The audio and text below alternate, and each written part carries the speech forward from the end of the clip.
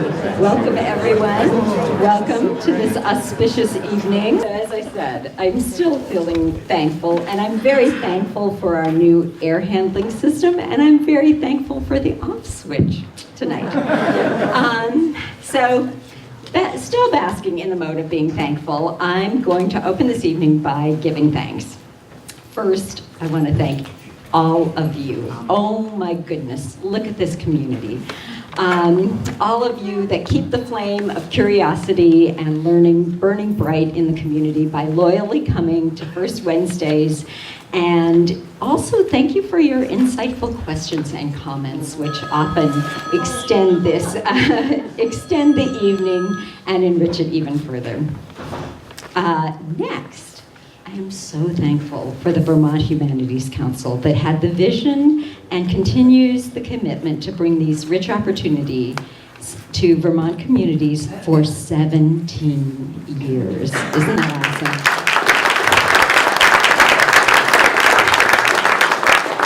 I feel completely enriched and wealthy after every single one of these evenings. And guess what? Allie White is here tonight. And for those of you that don't know who Allie White is, she is the person that recruits the speakers and organizes programs for all of Vermont libraries. And she is so responsive to our requests and our interests coming here from Brattleboro. So let's have a big hand for Allie.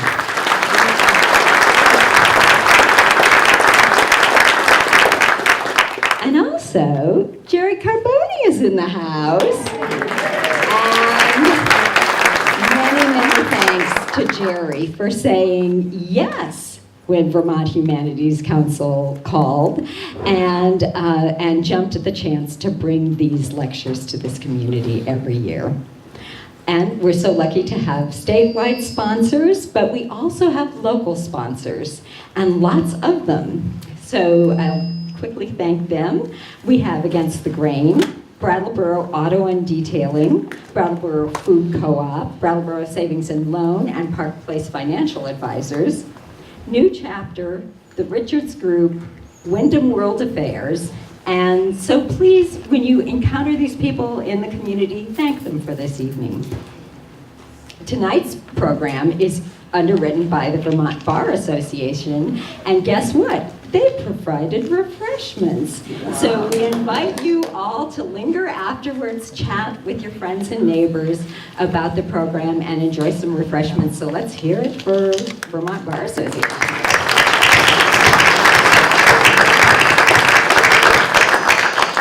Also, special thanks to everyone's books who did their darndest to get every copy they could of this wonderful book that everybody wants to read right now, including the owner went to Burlington to try and buy some from the bookstore there, but they were out as well. So we're really lucky, and thanks to everyone's books for always providing wonderful books for us to buy in this community.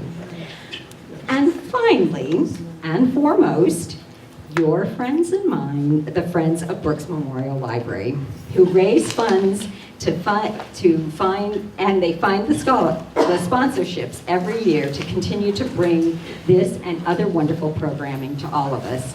And the great thing is, we truly all can be friends. We can all be friends in this room. If you're interested in joining the Friends, please check in with me at the end of the program, and also you can support them by shopping at their book sale or participating in their raffle. And now we have yet one more distinguished person in the audience. We are fortunate to have a board member of the Vermont Humanities Council with us to introduce our speaker. So I would like to now introduce Carol Gaddis.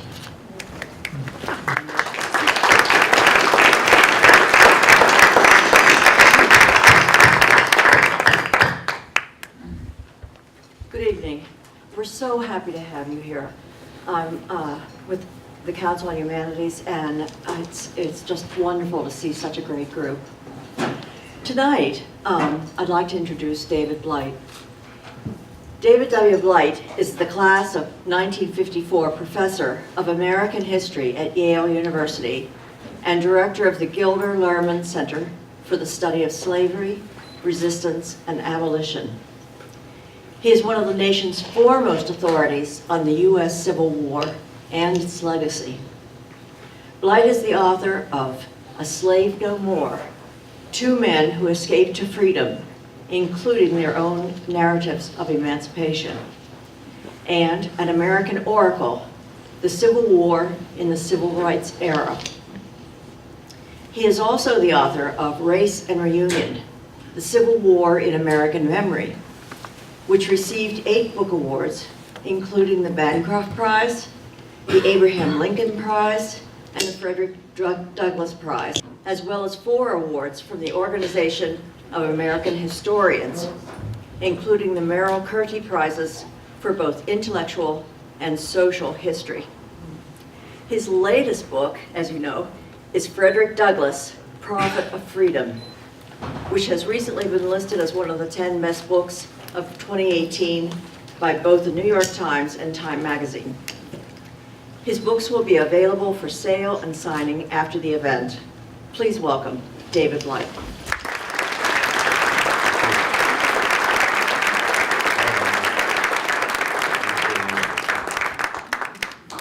This will be for the Q&A, so, well, okay, you will that. Okay. Don't let me forget this book on the shelf. I'm likely to leave it. Is the mic on all right? Can you hear me in the upper deck? A yes? How about over here? I can't believe no? Can you hear me in the upper deck? Yes! Okay. Let's hear it for the upper deck. I can't believe this. You're standing up there. Don't they have chairs up there? Railing. Oh, I'm so sorry. God, what are you all doing here tonight? Lord. This is the second or third time I've been here to Brattleboro, to this public library. A few of you have probably heard me say this before. If you have, I apologize, but there's nothing I love more than public libraries. I mean that. I've been on a wild and woolly book tour. This is my 35th or 36th event since October 1st. All over the country, north, south, east, west coast twice, et cetera, et cetera, et cetera. But my favorite place I've been, and this will only come in second, I'm sorry, is the Flint Public Library in the town I grew up in, Flint, Michigan, which is a town more than down on its luck. But the public library is still alive and well and functioning. It's a building I literally grew up in. Back in that corner is where I used to hide for 2 hours every afternoon waiting for my mother to get off work. Unless it was baseball season, then I was out on the field. But public libraries, I mean, there's nothing like it. This is where civilization is saved.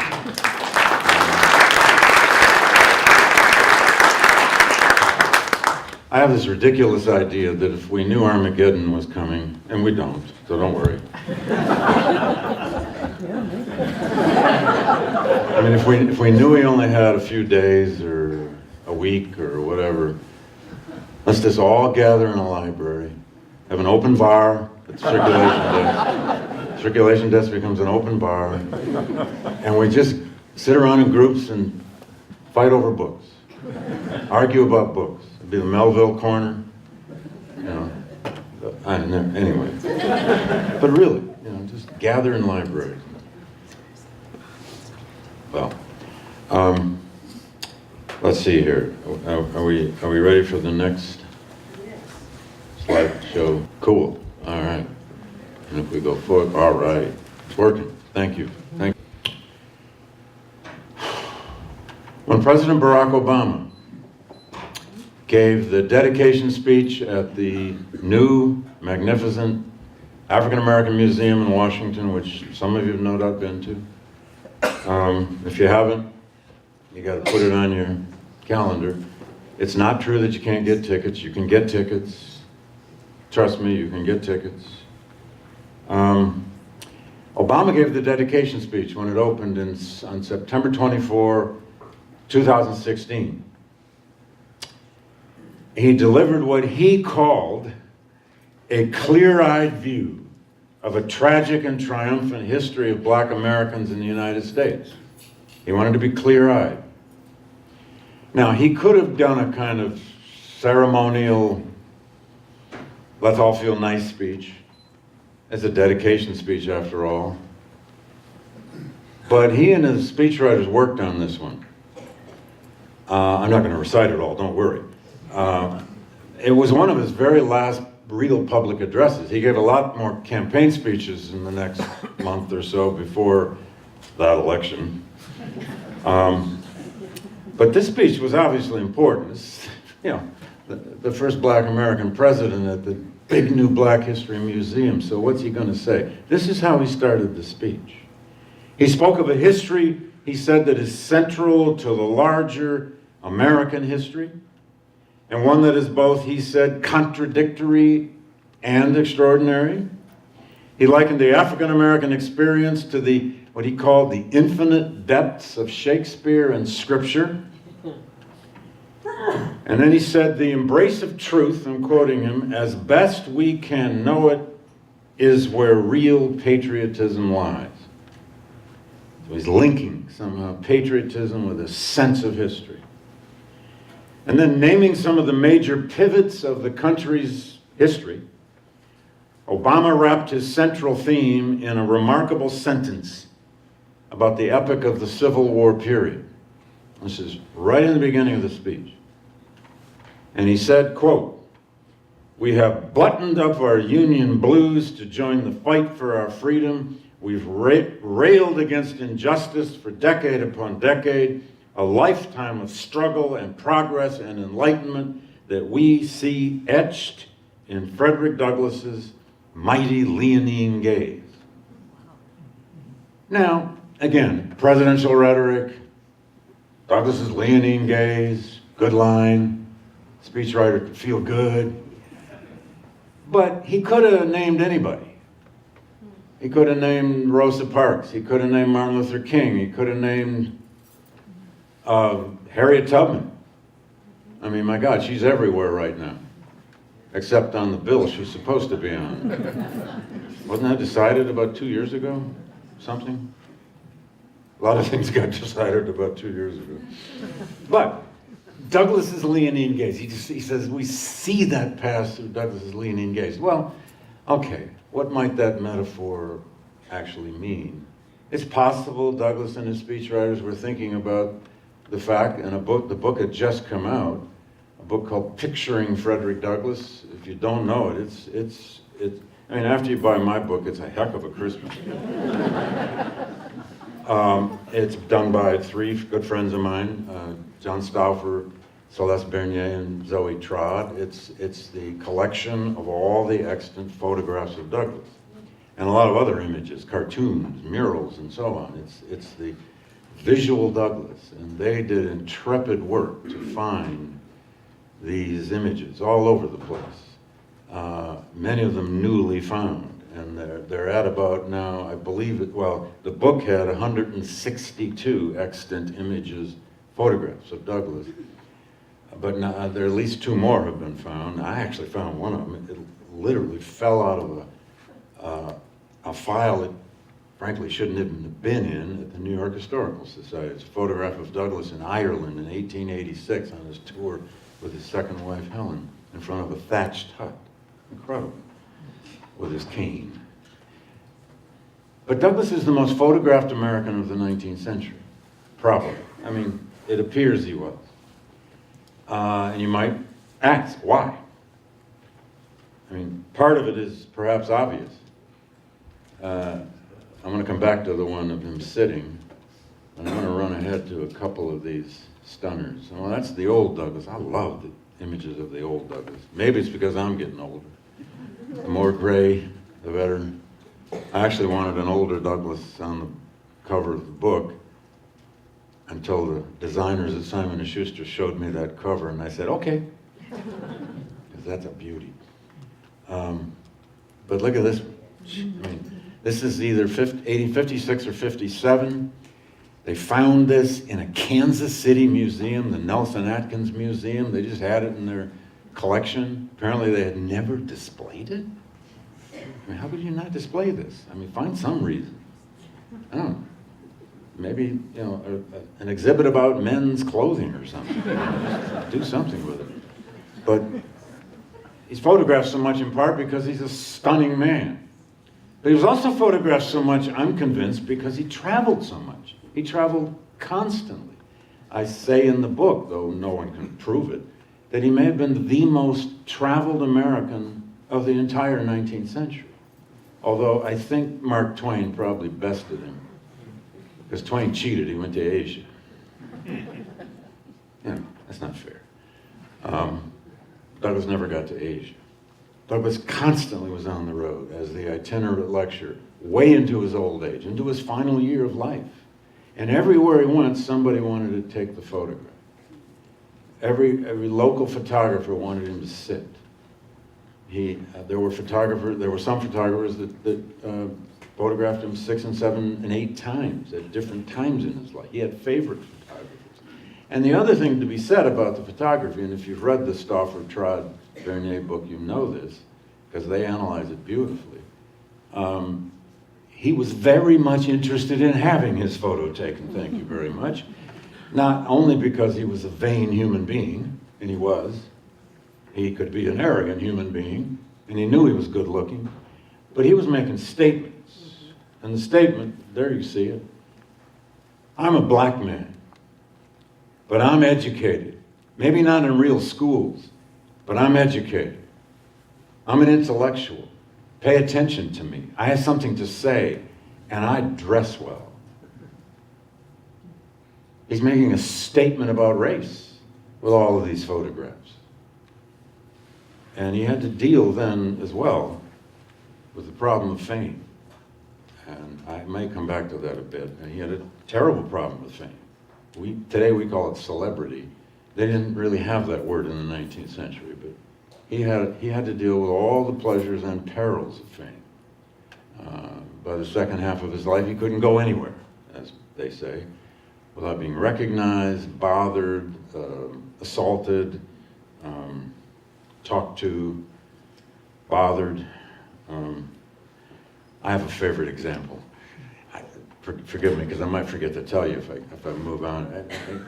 Constantly on these lecture tours late in life, and one of the reasons was he needed the money. In the last 20 years of his life, he had an extended family of 4 surviving adult children, 3 sons and a daughter, 21 grandchildren, at least 3 fictive siblings, that is, people he adopted as sisters and brothers or who adopted him, and a variety of other hangers-on in Washington, D.C., who kind of came to him, and virtually all of them were financially dependent upon him. Less so his oldest son, Louis, who did pretty much all right. But everybody else ended up essentially dependent on him. And those lecture tours are in part, year in, year out, through the winter, 3 months at a time, 35 and 40 lectures per trip at about $100 or $150 per pop, which is serious. If he could come back from a lecture tour with $3,000, $4,000, that's a lot of money in the 19th century. Pays a lot of bills. Pays the guy to pick the pears in your orchard. But he's once sitting in Iowa City in the dead of winter. I get this out of a newspaper clipping that I'll tell you about those clippings in a minute. He's sitting in a train station in Iowa City. Now, nothing against Iowa City. It's got a great university now. But there he is, dead tired. And a reporter comes up to him from a Milwaukee newspaper. Reporters just followed him around. He was good copy. He was news. He might say something interesting. But the night before, he'd given a dud of a lecture. Yes, Frederick Douglass, once in a while bombed. Not very often. But that particular year, in the 1870s, he decided he needed to show off his chops as a historian. And he wanted to show that he knew his European history. And for reasons I still can't completely understand, he decided to do a really serious lecture about William the Silent of Holland, also known as William of Orange. Go ahead and chuckle, you probably never heard of him, but William the Silent was the leader of, he was a monarch, but he was the leader of the Netherlands or Holland that led them toward republicanism. And he was seen as a big heroic figure in Dutch history. Why didn't he do Joan of Arc or something? You know? But anyway, he did his William the Silent lecture in detail, read everything about it, and it wasn't working very well. And he began to realize that that winter he was approved. He knew his European history out on the Chautauqua circuit. And he got sometimes bored. He didn't want to give the same speech all the time. Everybody wanted him to talk about the self-made man, or wanted him to, you know, blow the lights out with you know, the John Brown eulogy or something. You can't do the same thing every time. And the reporter says, Mr. Douglass, you didn't seem to have it last night. It wasn't you. And Douglass says, well, you know, sometimes I get tired. And you know, if I really belted it out like I used to, you know, I got false teeth now and I'd lose my teeth. Then the reporter said, what's the hardest thing out here on this lecture circuit in the dead of winter? And Douglass's answer, and the guy wrote it, the guy printed it, his answer was, having to talk to people like you. And I thought, perfect. That was one of those little windows into reality that you sometimes can get if you're lucky enough to find the right clipping. Anyway, okay, let me say a word now of how I got to these clippings, because I wouldn't have done this book, there would not be this new biography of Douglass, at least not by me, if I hadn't encountered a private collection of Douglass manuscripts in 2006. And I do this in every talk I give because all credit to where it's due. I went to Savannah, Georgia, of all places, to give a lecture to middle school and high school teachers about Frederick Douglass's narrative, the first autobiography. My host was the Georgia Historical Society, and their director said, there's a local gentleman here who's a collector. He'd like to go to lunch with us. Is that okay? And I probably said something like, yeah. Well, I went to lunch with the most amazing man. His name is Walter Evans. He took me over to his house afterward, and on his beautiful and big dining room table, he got out his Douglass collection. And that's the first time I saw it. I didn't see all of it that day by any means. Walter is a African-American, retired surgeon who practiced for about 35 years in Detroit. He grew up in segregated Savannah. He came north for his higher education. He went to the University of Michigan Medical School, and hence the practice in Detroit. He did very well as a surgeon, no doubt worked very hard. I gave Walter and I a good deal in common because I grew up just up the road in Flint, and we're both lifetime Detroit Tiger fans now, although he could afford season tickets. I couldn't. But at any rate, Walter started collecting in the 70s, African-American rare books, manuscripts, and art. And he's most famous for his art collection. He has what may be the finest private collection of African-American art, painting especially, but also sculpture, anywhere in the world. But he started collecting rare books and manuscripts, and Douglass was one of his first objects to collect. And to make a long story short, the heart of his collection are about 10 very large Douglass family scrapbooks that were kept by two of Douglass's sons over the last 30 to 35 years of their father's life. Now, scrapbooking was a big deal in the 19th century, and even well into the 20th century, and I don't know, how many people still scrapbook? You collect it electronically now if you collect, right? Oh, God, scrapbook, oh. Well, anyway, scrapbooking was a big thing in the 19th century. In fact, by the early 1880s, the family hired a clipping service. I didn't even know this existed. It was called the American Bureau. And by the early to mid 80s, the clippings all come back with the insignia of the American Bureau on them. Hence, everywhere he went, and these endless lecture tours, a clipping would come back with him or come back from the clipping service. I'm not clear exactly how that clipping service operated, but There are just thousands and thousands of clippings in these scrapbooks about Douglass's politics, about his travels, about his life, and particularly about the life of his extended family in Washington, D.C. after he moved there in 1872. In the Evans collection, there's also a great deal of family material, family letters, letters between the sons and sister, letters by the siblings with their father, lots of marriage and death notices, and even 2 short handwritten narratives by 2 of the sons entitled Growing Up in the Douglass Home. And they're they're wonderfully revealing, and they're the only place they can be seen. Anyway, I wasn't the first to ever see this collection, but I was the first scholar to ever use it. And it was one of those moments where, historians dream of these things. Oh, you're going to somehow bump into a collection somewhere and that'll become your next book. You can't plan that. My mentor in graduate school once said, "Oh, you can make your own luck in research." And I thought, nah, you don't make it. Luck is luck. You don't make it. I don't know. But at first, I didn't want to do it. I had Douglass out of my life. I had finally got him out of my life. I did my first book on Douglass, which was a dissertation. In the late 80s, it was a narrower work on the meaning of the Civil War in Douglass's life. I edited editions of his first 2 autobiographies. I wrote lots of essays on Douglass. I edited an edition of the Columbian Orator, which is the wonderful, almost magical book he discovered as a slave. Put that out at its 200th anniversary in 1997, and Douglass has been a part of almost everything else, some part of almost everything else I've written, but he was gone, finally. And then I ran into this collection. And I did not want to take on a full biography of a person of this length of a life, the scope of this public life. I just didn't want to do it for a while. And then, it was one of those moments where you realize, damn, if I don't do it, somebody else will. So I guess I got to do it. Anyway, it's all Walter Evans' fault.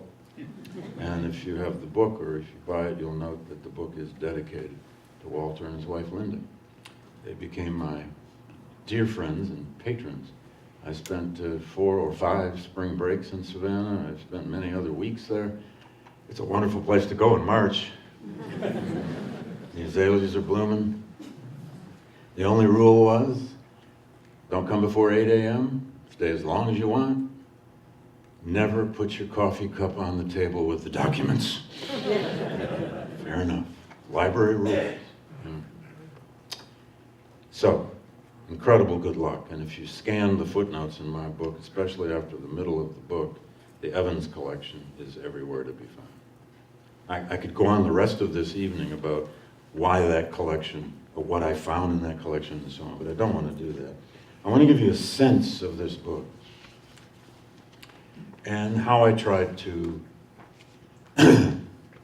think about this life and impose a certain order on this life, which is what we historians do. We don't just take it in and give it back to you. We have to make choices.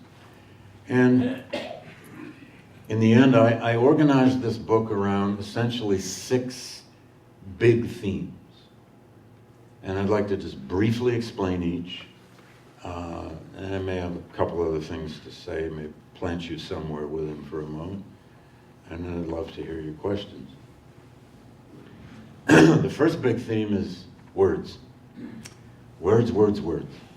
We wouldn't be here if it weren't for Douglass's millions of words that he wrote. He is his words. He became a genius with language. How that came about is very much part of his story. How he came by language as a slave boy. How he was taught his first letters and alphabet by his slave mistress in Baltimore, Sophia All. How that led to him engaging the little white boys in the streets of Baltimore when he's 8, 9, and 10 years old. And they had this little school reader called the Columbian Orator. And he wondered, why can't I have one of those? And he tells stories of trading Miss Sophia's warm bread for spelling lessons. And I know that sounds a little cliched, right? A little sentimental. But this kid, for reasons that are that will always be a little mysterious, but not entirely, just took to language. He found he had a gift with it. He found he loved learning about it. He found he loved using it, and he found what every kid wants to find, right? Something you're good at, especially if you're a slave. I mean, you don't have any hope of any other kind, but man, if you can start being the kid who can get up and speak or, read better than anybody, you got something. Something you can do well, better, best. In some circumstances, he'd be the only literate slave around him. But then he encounters a man he called Father Lawson. Sometimes he called him Uncle Lawson. Charles Lawson. He was a drayman by day in Baltimore. Douglass, by the way, spent 20 years as a slave in Maryland. He spent about 11 of those years on the eastern shore in very rural, often field hand labor by the time he was a teenager.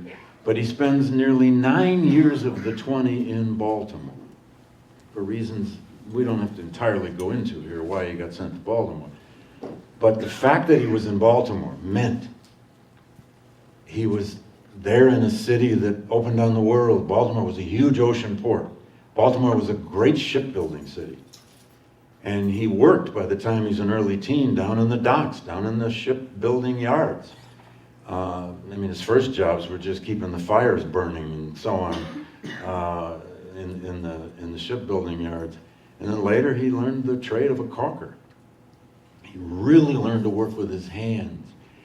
But in the city of Baltimore, he's exposed to churches. He names 4 churches that he attended at one time or another. 2 of them white and 2 of them black. He names the preachers and tells what he liked or didn't like about all of them. There was a debating society in the free black community, which he got involved with. And in fact, you should understand. I mentioned earlier we wouldn't be here if it weren't for Douglass's words. We also wouldn't be here if it weren't for Baltimore. If he hadn't been sent to this city, he never escapes. He never would have escaped. We wouldn't even know him. I wouldn't have had a career. You wouldn't be sitting here tonight. I don't know. Anyway, but in Baltimore, in the year he escaped, in 1838, Baltimore had about 130,000 people. It only had about 3,000 slaves, but it had about 17,000 free blacks. That may seem strange, but major cities, especially in the Upper South, had large free black populations. It was one of them that he met somewhere when he was probably 17 or 18, actually 18 or 19. Anna Murray, free black woman, who would become his wife, first wife, of 44 years. But that community gave him life. It gave him a reason to be. It gave him access to knowledge, to people who knew things and people who'd been places. And he'd start collecting newspapers and magazines, anything he could get that he could read. And this Father Lawson, he was a drayman by day, but he was this man obsessed with the Bible and Bible reading. But he was only partially literate, as Douglass tells us. And when he met this kid Bailey, Fred Bailey was his name then, when he was 12, 13, and 14 years old, and this kid could read so well, they would sit for hours, Douglass tells us, and he would just read the Bible out loud to Father Lawson. And then Lawson would interpret. And Douglass would just keep reading. How does Douglass get language in his head? Often, and perhaps primarily, orally. And the language he got in his head? The King James Version of the Bible. Douglass's rhetoric, his language, is King James language. Words. He will write 1,200 pages of autobiography. He will write hundreds and hundreds of short-form political editorials in the 16 years he edited his newspaper. He mastered that genre as well. He mastered it very well. The long-form autobiography. He will write one novella called The Heroic Slave, which was published in Julia Griffith's Autographs for Freedom. And I must tell you, I'm deeply moved because this gentleman just gave me an original edition of Autographs for Freedom. I still can't believe you said I could just keep it, but I put it in my bag, so you better what? Anyway, and then there are the speeches. Thousands of speeches. He's probably known most for his oratory. And one of the things you should know about his oratory, whether you've read his 4th of July speech or you've read some of the other great speeches, is that this man was a writer. All of the great speeches are in the form of text. He didn't just get up at podiums and, blow out the lights off the top of his head. He could do that. He could speak extemporaneously. You bet he could. But his great speeches are in text. Some of them are multiple texts, different versions of them. And after the Civil War, they're usually typescripts. He was a writer. And among the many things I now think I know, when you're doing history or you're interpreting or you're in biography, and there's some things you just never can quite say for sure. So you end up saying must have or probably or perhaps. Don't you love it when historians just start every line with perhaps, because we're not sure. One thing I know, Douglass didn't know what he thought about something until he wrote it down, until he went to his desk. If he's in a crisis, which he almost always was, if there's a big pivotal event happening, there's a catastrophe, a disaster, a triumph, whatever, he didn't really know what he thought until he went to his desk and wrote it. He's a writer. And he was so proud of being a writer. He wanted recognition above all else for being a writer. So words, I weave words throughout the book, including the very beginning, because most of, not everything, but a lot of what we know about his youth comes from those autobiographies. And the second big theme of the book is the autobiographies. Now, the first problem any biographer of Frederick Douglass faces is the autobiographies, because they're always sitting there in your way. You can't quite see around it, up, under it, over it. You can see through them. But there he is. The subject is always in your way, imposing his life on you, telling you what he wants, and he can tell it. He's a great storyteller. He's a highly manipulative memoir writer. All great memoirs are manipulating you on every page. You know that if you're a memoir reader. How much of memoir is fiction and how much of it is nonfiction? Or is it somewhere in between? Do we now have new categories for, what do we call it? Creative nonfiction. When is a memoir creative nonfiction? When is it not? What's verified? What's not? Some memoirs don't care. Some are very meticulous and do care because they think you as a reader care. Douglass wrote 1,200 pages of autobiography, and it's always in your way. At the same time, it is a great source. And of course, what Douglass does not reveal is the problem of the biographer. And you've got to find other ways to get to that. And what he does not reveal in his 3 autobiographies is very much at all about his private life, his personal life, his inner standing. He does reveal a lot of it, especially in writing about his slave days. But in 1,200 pages of autobiography, there's one mention of Anna, his first wife. One. And she's called My Wife. The children almost never appear in the autobiographies. The family almost never appears, except in some public way. He's just not going to go there. There are many reasons for that. That family had a very conflicted collective existence.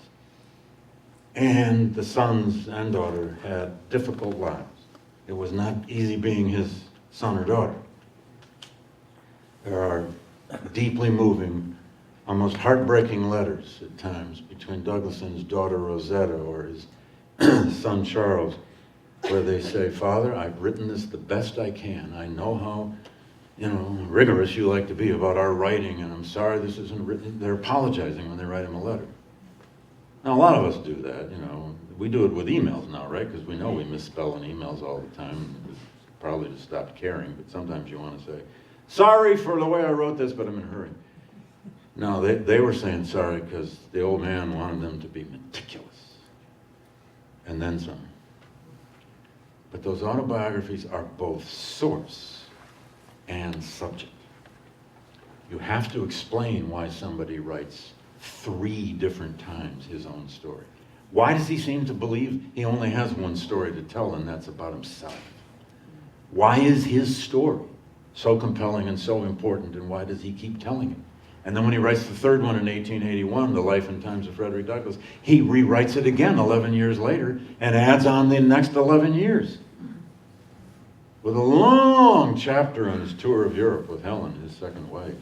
It's like a long travel log, which he based largely on the diaries he kept of that trip. Well, I got to tell you the other 4 big themes, and I'll do it as quick as I can.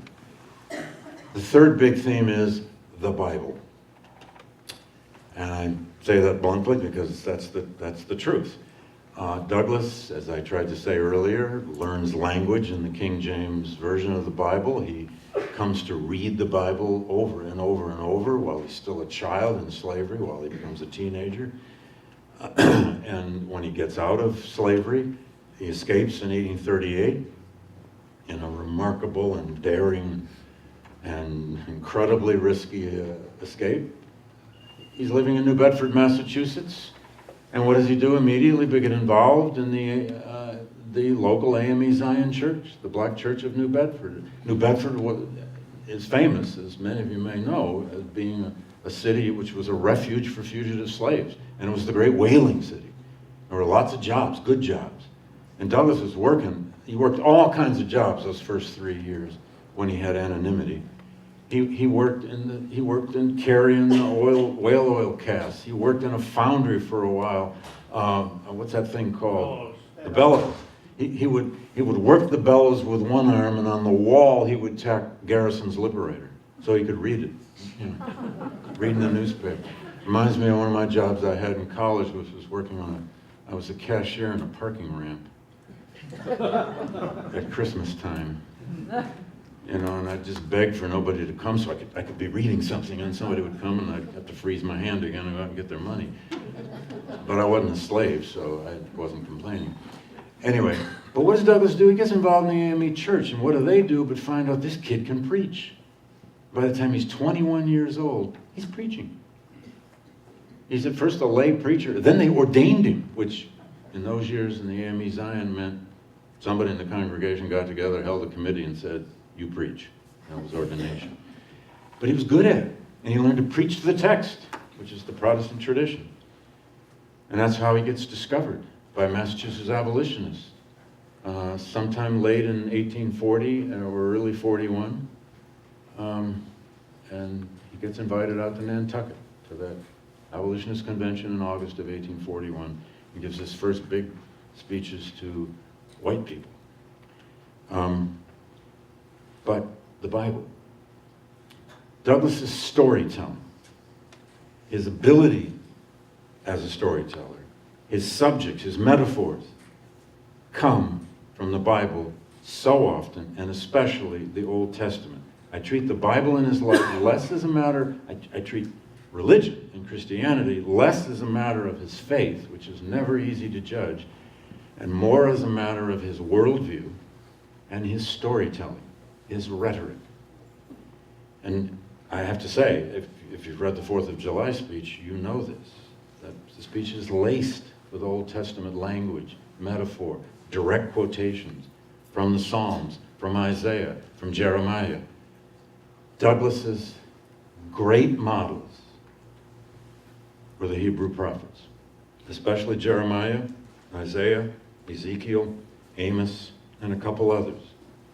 He could not write a serious speech without them. They're everywhere in his rhetoric. And in the course of doing this book, I'd known this before, and I wrote about it in my first book a long time ago, but I didn't know anything then. I didn't know what I was doing then. But in the middle of writing this biography, many times I have wished I could just get a year off to do nothing but go read theology or study theology so that I can understand this guy.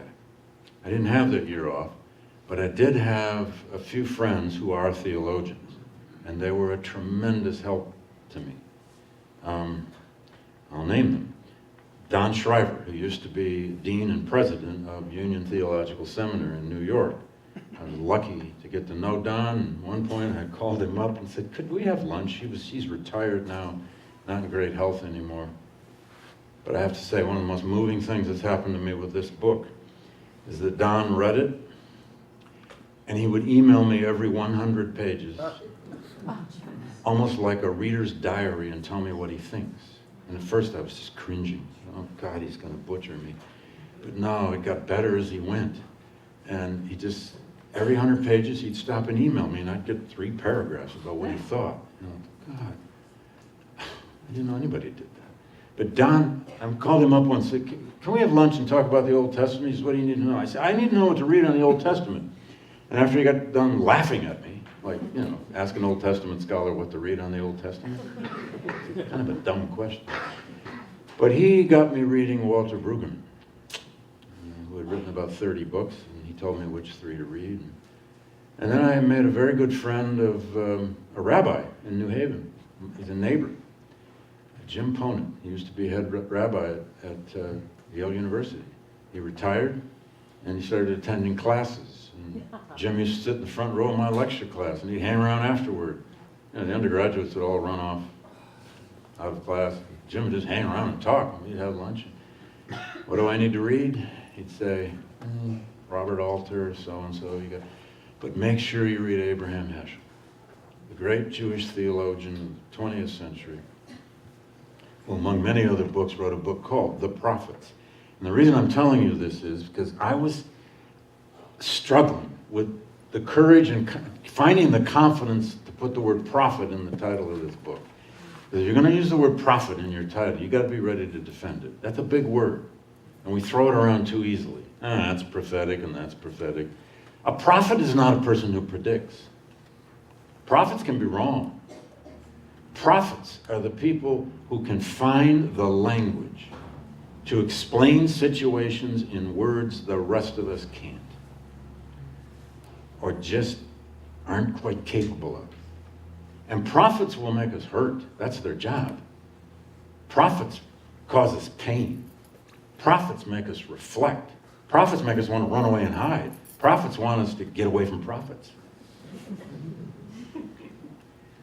One of Heschel's definitions of what is a prophet, and there's many of them I drew from Heschel, is this one. And it was this reading of material like this that helped me realize, that's Douglass. That's Douglass. Just one of them. The prophet is human, said Abraham Heschel. Yet he employs notes 1 octave too high for our ears. He experiences moments that defy our understanding. He is neither a singing saint nor a moralizing poet, but an assaulter of the mind. Often his words begin to burn where conscience ends. An assaulter of the mind. That's Douglass at his best. Finding the language, finding the metaphor, finding the story, drawing the story maybe directly from Jeremiah or fitting in his own, that just makes his audience wake up and hurt and possibly reflect and change. Douglass was an American Jeremiah. And the 4th of July speech, among many others of Douglass's speeches, are great Jeremiahs. He did Jonathan Edwards one better in that 4th of July speech. Sorry, if you're a serious Jonathan Edwards fan, that might be an insult, but I don't mean it that way.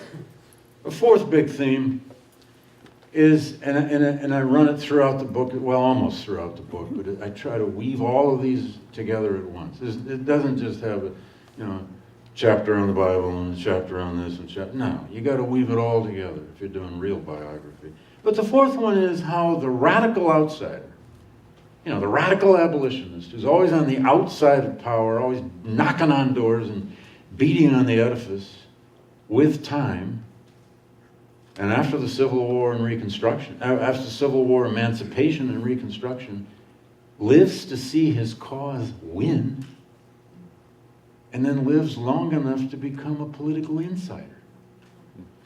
The old radical outsider who becomes the political insider inside the Republican Party, inside the federal government, gets 3 major appointments from the federal government. He becomes a federal bureaucrat.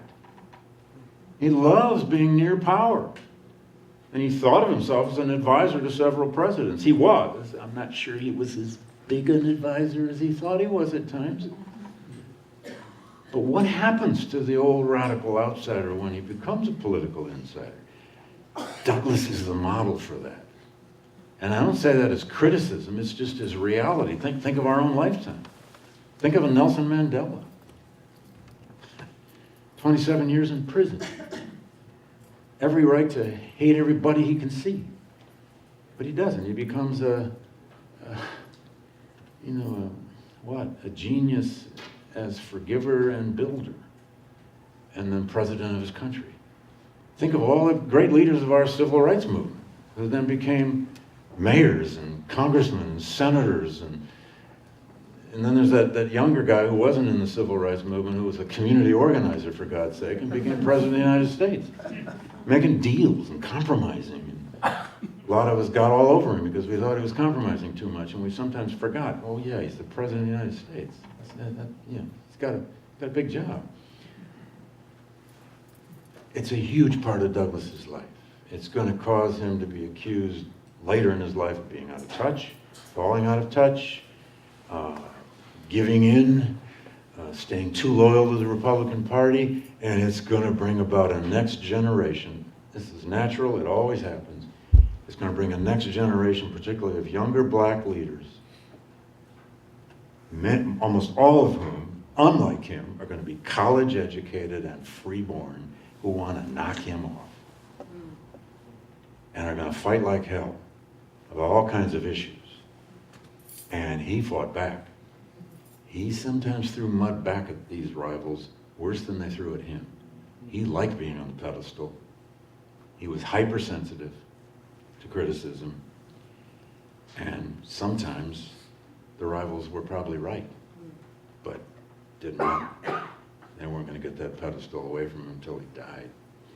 The 5th big theme, and it's true of any biography, any good biography, has to go there.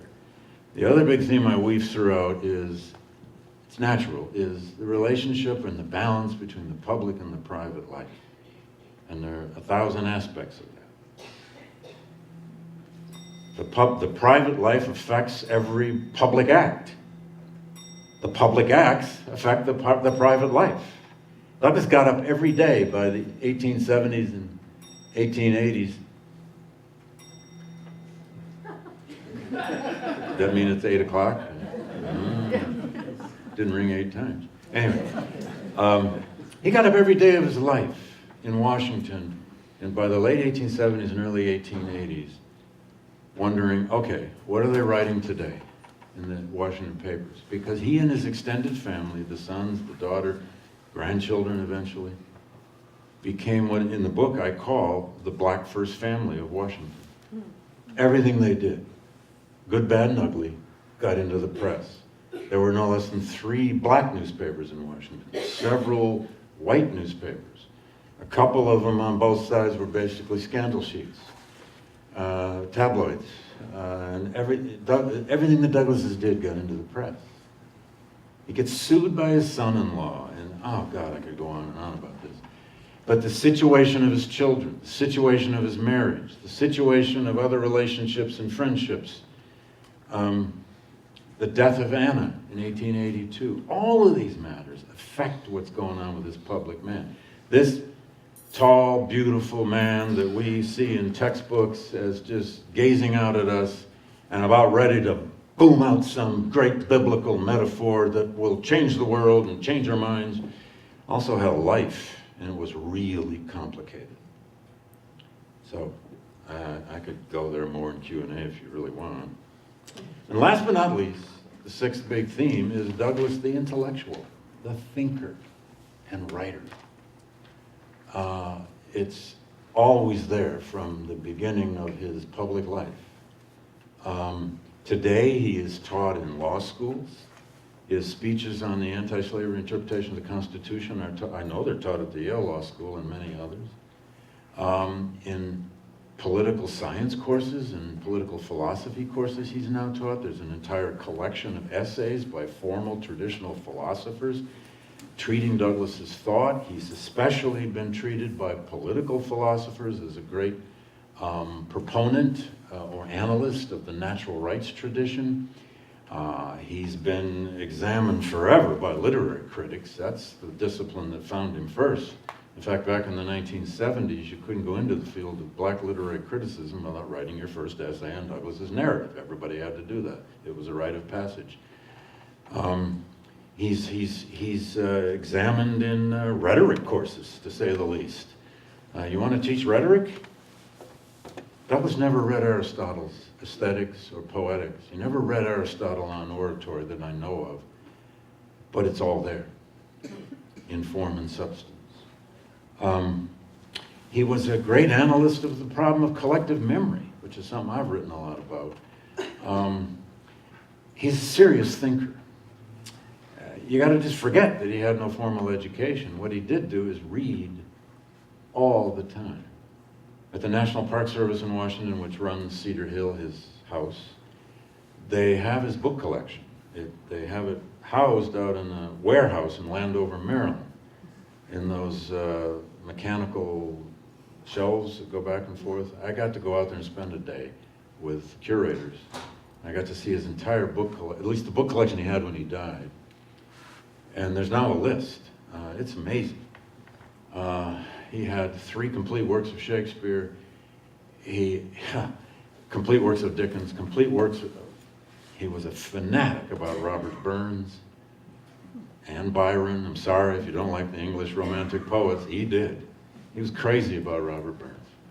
He made a pilgrimage to Burns's birthplace and grave when he was in Scotland. He used to love to recite Burns and play with his Scottish accent. Yeah. I'm not sure he was all that good at it, but also he owned, this is what I wanted to find. First I wanted to find if he annotated his books, scribbled in them like we do. No yellow markers, but he didn't. Very little. Damn. But what I did find is he had interpreters' guides to individual books of the Bible. Especially the book of Isaiah. It's the longest book in the Bible. He had guides to that. Now, how much did he use them? I can't know for sure. But he was a student of the King James as well as a user. So, those are 6 big, I do make a big theme out of fame too, the problem of fame, not that just he was famous. By the way, have you seen that terrible survey that's out? I just heard about it this week or last week. Somebody did a survey of young people. How do you know how to trust any of these surveys? But the survey was about how, when we were growing up, kids would be asked, what do you want to be when you grow up? I mean, in 1960, it was astronaut, I guess. If you couldn't make the big leagues, it's an astronaut, if you're a boy. And I don't know, doctor, lawyer, or fireman, whatever, Today, they did the same big survey with whatever age groups, 12-year-olds or something. And the number one, have you seen this survey? The number one choice was to be famous. Oh, please, no. They just want to be famous. They want to have a reality TV show.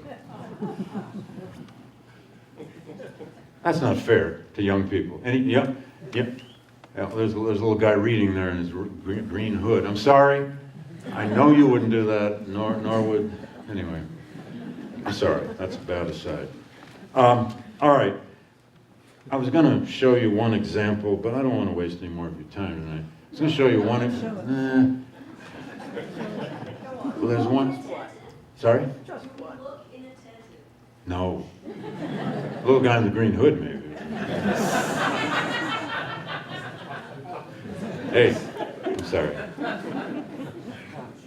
Are you a girl? I'm sorry. I can't see that far. Sorry. Anyway.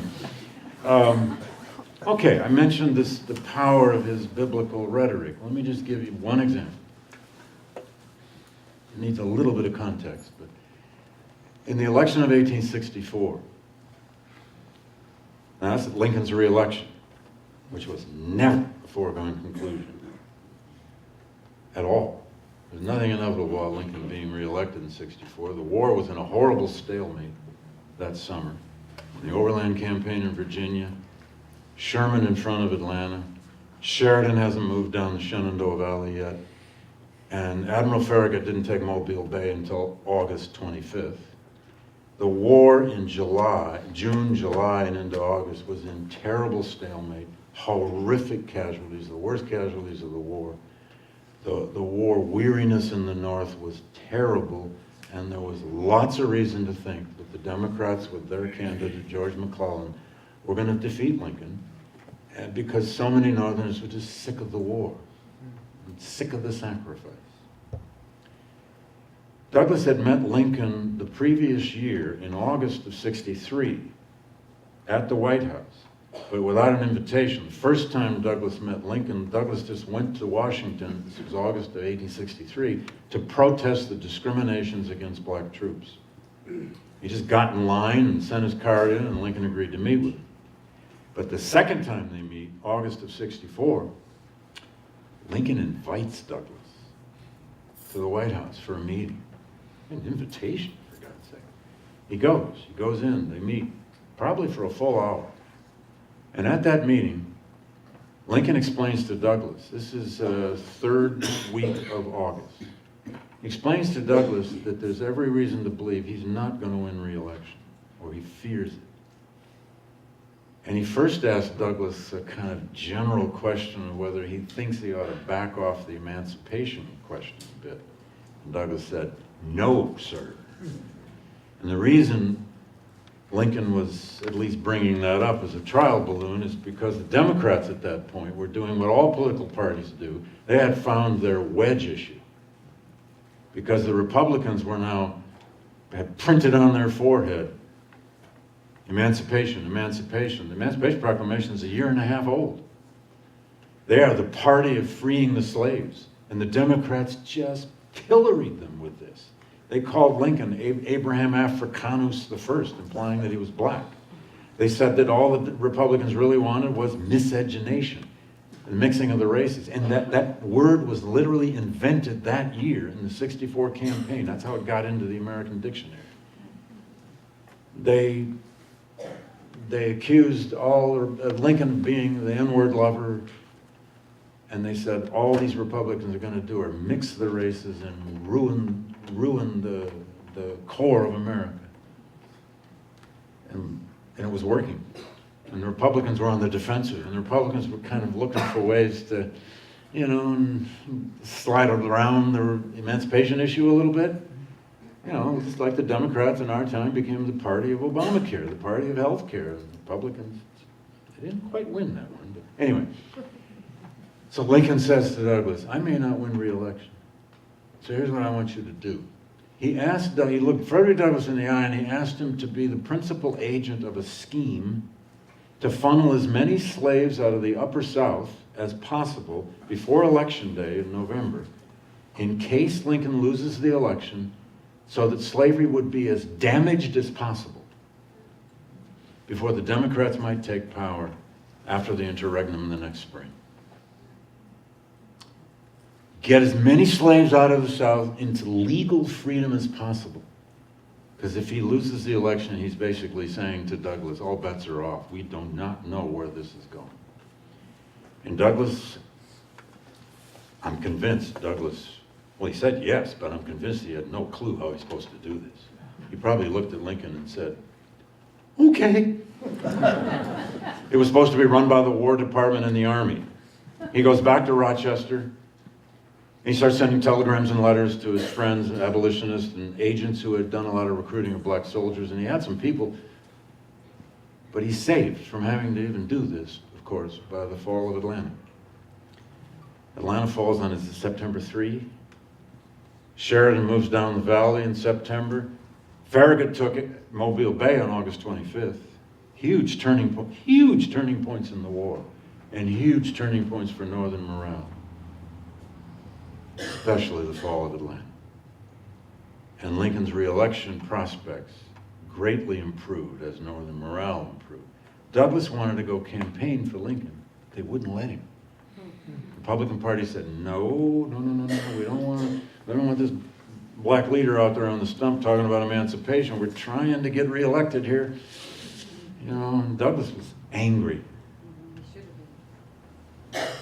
But on election night, and this is the point here, election night, in the Evans collection, I found a clipping. You know when you find one little clipping, you wish you could find a second one just for backup? I only found one, but man, I'm going with that baby.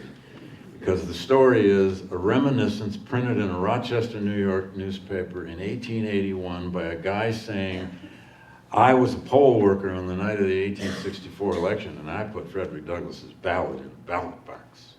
Now, Douglass by then became a lot actually, like Lincoln. Anyone who'd known Lincoln, seen Lincoln, rode a carriage with Lincoln, lunched with Lincoln, breathed the air with Lincoln, wrote their reminiscence. I saw Lincoln, I knew. Well, people did this with Douglass, too. That's how his fame had grown. So there's this story. And the guy says, I put his ballot in the ballot box, but then later that night, I walked back in South Avenue with Mr. Douglass to go to the telegraph office at 10 p.m. or something to check the returns. And he says, out of an alleyway came 4 drunken white thugs who challenged Douglass with the N-word, challenged him for a rumble. And he says, Douglass raised his fist and said, come on, let's have it, according to this witness. And he claims that 4 white thugs scurried off in their drunkenness, and Douglass, had a victory without violence. But most important, the following Sunday, so it's Tuesday election night, on that Sunday, Douglass went to the church he so often went to in Rochester. I was just in Rochester on Monday and Tuesday for a huge celebration that Rochester put on about Douglass. Huge. We had 500 people in the church. But Douglass went to the Spring Street AME Zion Church the following Sunday. And he had spoken there just dozens and dozens of times. In fact, he'd given a whole lecture series there. He could have that pulpit anytime he wanted it on Sunday afternoon. He went there the next Sunday to explain what Lincoln's reelection meant. And Lincoln was, of course, reelected. And it was so important to Douglass. It now felt like the war may indeed now be heading toward victory, and emancipation may, just may, really be secure. But how does he open the speech? He opened it with a passage from Genesis 8. And the dove came into him in the evening, and lo, in her mouth was an olive leaf plucked off. So Noah knew that the waters were abated from off the earth. Now, I don't know how well you know your Noah's Ark story. His audience would have known. What is Douglass doing? He's going to the oldest rebirth metaphor in Western civilization, Noah's Ark in Genesis, to find a metaphor for the meaning of Lincoln's reelection and the possibility of Union victory and true emancipation. He told him the story of Noah sending the dove out of the ark.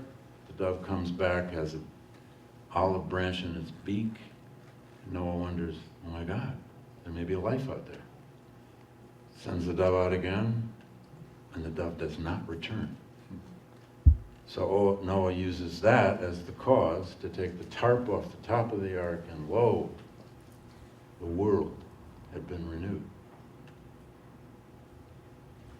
But in that speech, Douglass announced something else. He said, next Sunday, I'm going back to Baltimore. He'd never been back since 1838. This is 1864.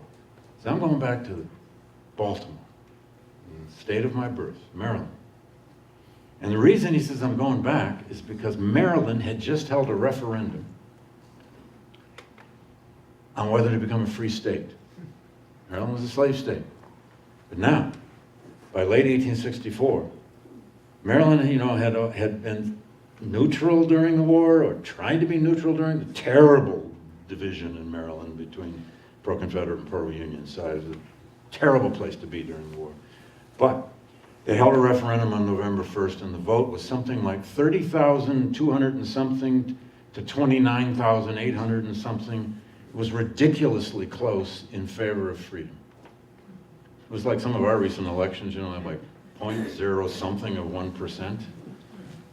But Douglass says, Maryland is now free soil. I'm going home to Baltimore. So he did, the following Sunday. And this time he's got paparazzi in tow. Press are with him.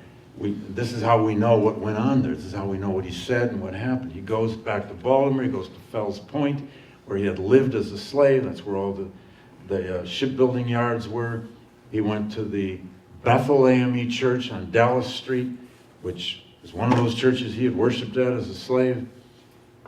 And when he comes up to the front of that church, he's met by a woman a bit older than him. And she says, hello, Frederick, I'm Eliza, your sister. He hadn't seen her since 1836. Eliza was his sister. Her name then was Eliza Mitchell. She had purchased her freedom in the 1850s. Long story. She had named one of her sons for Frederick Douglass, whose name was Frederick Douglass Mitchell. She was apparently largely illiterate, but she had followed her famous brother's life. He grabbed her by the arm. They walked up the main aisle of the church, and were told by the press that the pulpit was surrounded by American flags. And he opened the same way it opened in Rochester. Noah sent the dove out. The dove came back, branch in his beak. Noah sent the dove out again. Dove doesn't return. Noah takes the tarp off. Lo, the earth is new. But then Douglass said, that I am here on the free soil of Baltimore, Maryland, I am the dove. I am the dove who returned and then didn't return and now returns. Now it takes chutzpah to put yourself into the Noah's Ark story, for God's sake, and somehow get away with it. But when he needed a metaphor, he needed a story to place himself in, his people in, and his nation in. Notice how he got all three in this story. That's where he would go. Sometimes it would be some element of the Exodus story, and sometimes it would be right back in the beginning with Noah. That's how Douglass worked. That's a prophet. Thank you.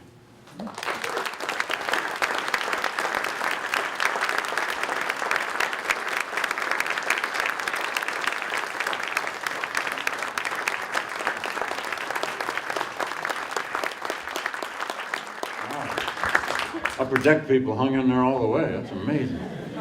So we're going to have some questions, I think. Comments. We had a mic over here.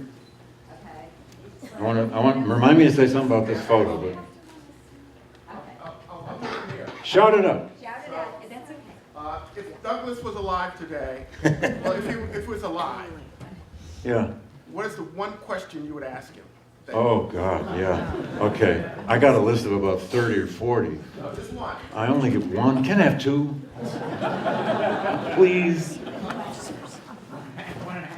One question. You see, I have this fantasy. I'll come up with one. I have this fantasy, as do a few other Douglass scholars, that if we could get him in a seminar room, lock the doors, like a 4-hour seminar, no bathroom breaks. You can have coffee, but we're going to have at it. And it's especially going to be about the stuff he left out of the autobiography. But every time we try that, he just slithers out of the room. He just doesn't sit still, and then he's gone. One is all I get. Okay. Can I say that you'll be one or the other of the two?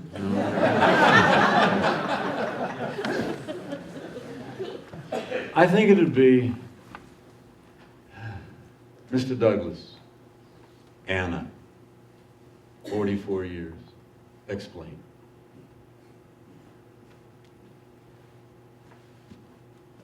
But if I get a second one, Mr. Douglass, what does a father say to his two sons when he recruits them into an army when they're 19 and 20, almost 21, in a war where they not only can be killed, but they could be enslaved? What did you say to your sons when you recruited them into the 54th Mass? Did they go to war for their reasons or yours? Mr. Douglass, what did you really think of William Lloyd Garrison? Mr. Douglass, what did you read before writing that 4th of July speech? Come on, what did you work on? See, I can't do just one. Sorry, but I wanted to talk about Anna, because he never did, in print. Well, almost never. Yes, sir. Quick one. Does he have any living Yes. descendants? Yes, indeed. I was just with them. There are lots of living descendants, but there's a particular family that's especially active. Ken Morris, who is his great-great-great-grandson, and his mother, Nettie Washington Douglass, who is the great-great-granddaughter of Douglass, are very active. They have created what's called the Frederick Douglass Family Initiative. I'm on their board. Ken and I just did a panel. What is today? Wednesday. We just did a panel yesterday morning in Rochester. Ken kind of talks about the meaning of Douglass through the lore of his family and his grandmother and on and on and on, and I try to play scholar. They've particularly been active on the issue of human trafficking and modern slavery and educating kids, students in schools. There are other Douglass descendants who are not as active, who don't claim this role as much as Ken. They've stayed in Rochester? No. Ken lives in Los Angeles. His mother lives in Atlanta, but they are this close to relocating the headquarters of this Family Initiative Foundation in Rochester, which is a big deal if they can. And the city is embracing it, and out of that could come a lot of interesting programming. So yes, there also have been a few fake descendants. That's another problem. Yes, sorry. Yes, sir. Did Douglass predict, realize, and/or lament the clause denying human rights to criminals and thus the mass incarceration of African Americans? Largely no. You're talking about the clause, the second clause in the 13th, it's only got two clauses, in the 13th Amendment, which eliminates involuntary servitude of any kind except for incarceration or imprisonment for crime. Isn't that the actual language? No. I don't know of any case of him lamenting or criticizing or resisting it. We might wish he had, I suppose, today, but he, of course, was living long before mass incarceration. He was not living long before prison farms were founded in the South after Reconstruction. But the 13th Amendment, I think he, along with lots of other Americans, saw as a kind of a done deal. Dead after it became alive, so to speak. Not dead, but less alive once passed. He had much more to say about the 14th and 15th Amendments. Much more.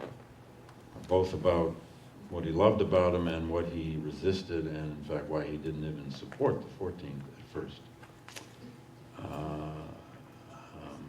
That had to do with halfway measures. But I wish I could tell you, no, he was a great prophet of our modern day concern about incarceration. I don't think he was. Yes?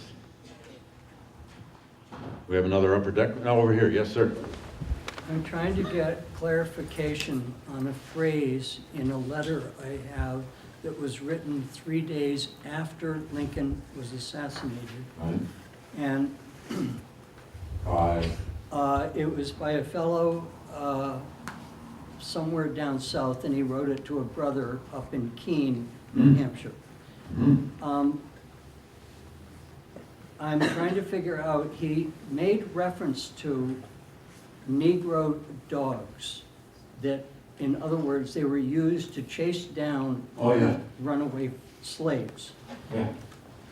Very specific. A plantation owner would have 2, 3, 4 dogs for hunting purposes in general.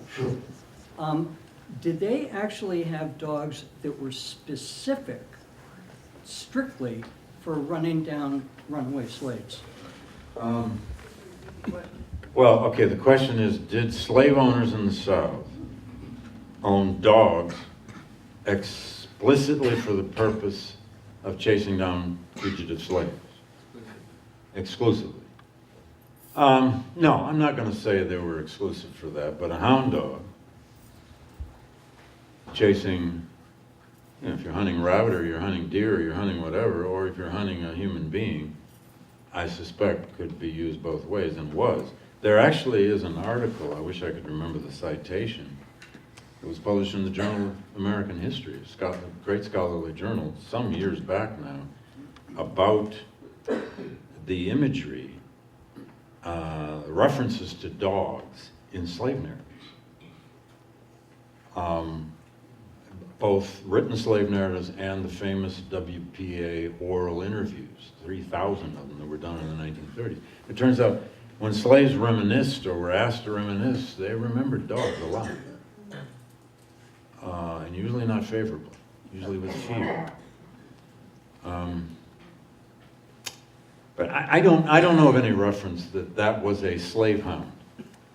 The Person. letter specifically said Yeah. Negro dog. Well, okay, So, then but I don't know what that it's possible, well, it's possible that that dog was used largely to chase runaways. I don't doubt it. Yeah. Yes, sir? Could I ask, what, during the Reconstruction period, Yeah. what was Douglass's relationship to Grant? Uh-huh. Douglass had a good relationship with Grant, though not deep and close. Grant first appointed him to, I mean, he supported Grant both elections. He was all over that. Especially the second, when some Republicans were peeling off and supporting the so-called liberal Republicans. Douglass stayed steadfast with Grant. Grant appointed him to the Santo Domingo Commission in 1871, which went down to what we now call the Dominican Republic, trying to annex Samana Bay. He was the secretary to that commission.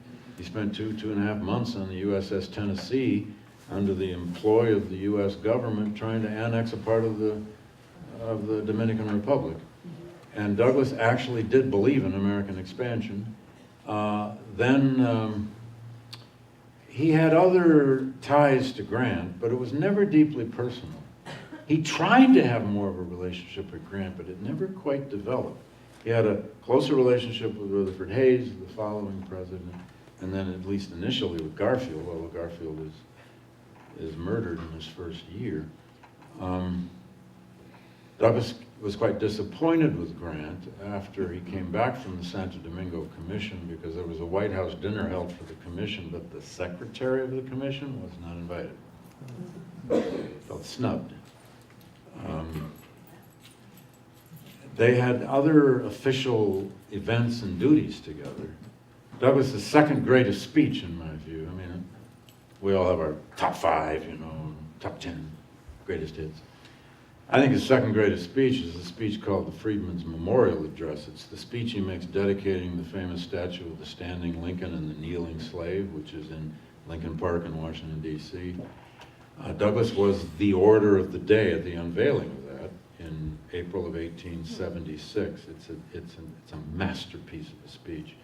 I don't have to go into all of that, but Grant pulled the cord to unveil it, and then sat down and listened to Douglas's speech, and that speech was, oh God, I wish I had time to go into it, but I looked in vain in the Grant papers to get a reaction by Grant to that speech, and nothing was there. I thought, well, maybe Grant just went back to the White House and took a nap or something. There was no reaction to be found. He had to have ideas after listening to that speech. So that's about the... Although Ron Chernow does, in his recent biography of Grant, does have a lot to say about Douglass's presence in Washington during Grant's 2 terms, although Douglass doesn't really even move to Washington permanently till 1872. That's, you know, the middle of Grant's presidency. He also defended Grant many times when it wasn't easy, particularly about some of the scandals, because he saw Grant and the Republicans as, well, the only political home that he had. I had a hand up here too, sir. Did he have any favorite Shakespeare plays that he liked or quoted from? Absolutely. In his speeches, and what were they? Quoted Hamlet the most, but he loved Othello. And it might seem obvious, but there's a lot. I did an analysis of one of his greatest speeches. It's the self-made man speech, which he probably gave more times than any other speech. Over and over. He first wrote it in 1859. He's giving it the rest of his life. I did an analysis of it. It's just full of name-dropping and references and so on. The Bible's number 1 as a source. Shakespeare is number 2. Lincoln is number 3. Robert Burns is number 4. I'm forgetting number 5 and 6 now, and the rest of them just were one reference each. Dozens. He loved Shakespeare. He could, like many 19th century people, he could throw off passages and lines from Shakespeare like as easy as pie. But Othello he had a special affinity for reasons that may seem obvious. And there's a line in his third autobiography, in Life and Times, at the end of the war, the chapter in Life and Times when he's remembering, and the war is over now, victory has been won. He calls that chapter Vast Changes. And it becomes his way of reminiscing about, okay, what would I do now? And he talks about that great difficulty he had of thinking, he says, in the opening of that very first paragraph, he says, my church had closed, my congregation was gone, meaning abolitionism had ceased, or so it seemed. What would I do? Where would I go? Who would care what I had to say now? And he ends that first paragraph with the line out of Othello. Othello's occupation was gone. And if you go into the Othello and you read that soliloquy, it's actually wonderful. And I know Douglass read it. In fact, I know Douglass saw Othello performed by Edwin Booth at the Edwin Booth Theater in 1869 in Manhattan, the very year that theater, it says that's the brother of John Wilkes Booth. It didn't hurt you to be the brother of an assassin, apparently. Edwin Booth did very well, thank you. But he went to see Othello. But you read that soliloquy, and what is it about? It's Othello lamenting the loss of status, the loss of power, the loss of his army, the loss of his steeds, the loss of his men, the loss of everything he was about. And he hadn't even gotten to the fact yet he's going to be betrayed by his best buddy, and he's going to end up killing his wife. We don't know that yet. But it's that loss of a man's status. Othello's occupation. He did the same thing with Shakespeare that he did with the Bible sometimes. And you could do that in the 19th century. People knew what you're talking about. Lots of paraphrases from Shakespeare, frequent paraphrases from Shakespeare. And I didn't find them all, by the way. The editors of the Frederick Douglass Papers project, that's gone on for decades, have been terrific at annotating Douglass speeches to find these references. They're all over the place. He gave some speeches with as many as a half dozen uses of Shakespeare. Did you see Aldrich perform with Othello? Ira Aldrich. I don't know, but I have a photo of Aldrich in the book because I know he knew Ira Aldrich. I don't know if he did. I wish I did know. Ira Aldrich was a black actor who performed with Othello, and I have a photograph of him in the book. One last one. All right, yes, sir. Were there any other blacks in his time that were influential or known, or was he a total outlier? No, he's not a total outlier at all. There were many, many other black leaders of his time, of his own generation, who were very important. Henry Highland Garnet, Martin Delaney, James Pennington, who married Douglass and Anna. I could go on and name, William Wells Brown was a prolific writer, not only of his own slave narrative, but of other works. Sorry? Charles Lennox Ramon, who was a Garrisonian, a black Garrisonian, a freeborn Bostonian who was very close friends with Douglass until he wasn't. They had a bad falling out in the early 1850s. Douglass named one of his sons for Charles Lennox Ramon. Charles is named for Ramon. There were many others, William Cooper Nell, on and on and on. There were black women, Mariah Stewart, black women, Mariah Stewart being probably the first American woman to speak as a public speaker. None of them, it must be said, reached the kind of, whatever you want to call it, fame, authority, place as Douglass did, largely because of his writing. The narrative, his first autobiography, sold 30,000 copies in the first 5 years. That's amazing. That's a bestseller. Bondage and Freedom, the second autobiography, which is his long-form masterpiece, sold 18,000 copies the first year. This is in the 19th century. And I speculate in the book, just by the sheer scale of his travels, that it's entirely likely that more Americans heard or saw Douglass speak than any other American of the 19th century. The only rival might be a Mark Twain. Emerson traveled all the time, the Chautauqua Circuit, and was always out there lecturing, but not to the extent that the back-breaking, mind-numbing extent that Douglass did. But no, there were plenty of other very important. John Rock, who was the first black person to ever argue a case before the Supreme Court. Lots and lots of local black leaders. Jermaine Logan, upstate New York, former fugitive slave, became a very important local leader in Syracuse, New York. Many of them of his generation were themselves fugitive slaves. The next generation not.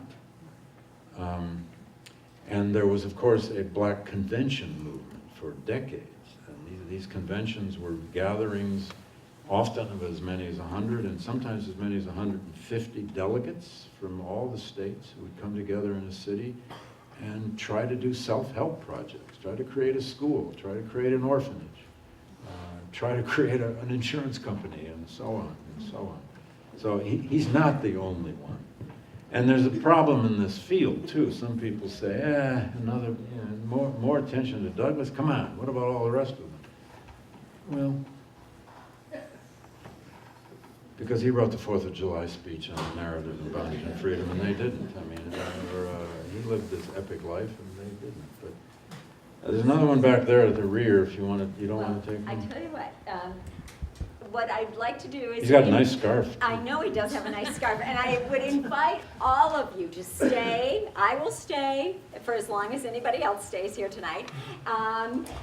Have some refreshments, talk to your neighbors. You can probably ask David some questions. Sure. He's got some books to sell and sign. Also, we do have a copy of Picture of there you go. Douglass, There's that so cool you book. can, right?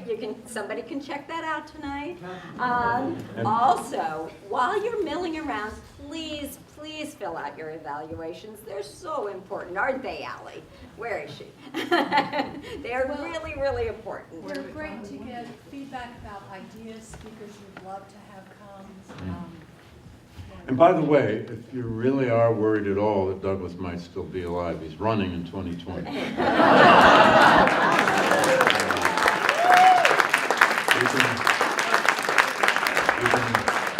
can buy these online. You can put your favorite Douglass quote on the back. They got caps. Also, he's running. So. Also, David mentioned the 4th of July speech, and one of the Vermont Humanities Council initiatives is to have communities read the 4th of July speech, and I'm happy to say that we already have a groundswell of interest and enthusiasm for doing that in Brattleboro, so stay tuned and join in. It's great. We did it at the Beinecke Library at Yale last year. I think we had 6 or 7 readers, including a couple of students. And I got to go last, which was kind of cool. But we did a public reading in the library, and we had a big turnout. It was great fun. Anyway, thank you all.